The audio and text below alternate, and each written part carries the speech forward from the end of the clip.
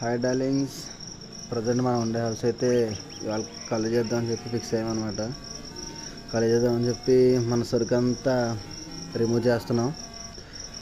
మొత్తం బ్యాచిలర్ కష్టాలు తెలిసిందే కదా, చాలా సరుకు ఉంది. ఆ సరుకు అంతా బయటపడేసాం.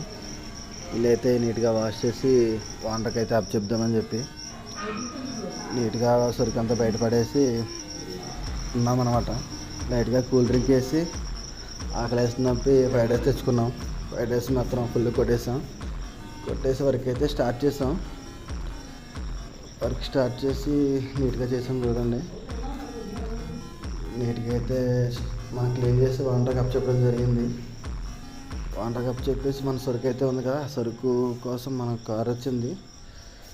సరదాగా మన సరుకు అంతా కార్లో వేస్తాం. కార్లో షిఫ్ట్ చేస్తాం కొత్త ఇంటికి.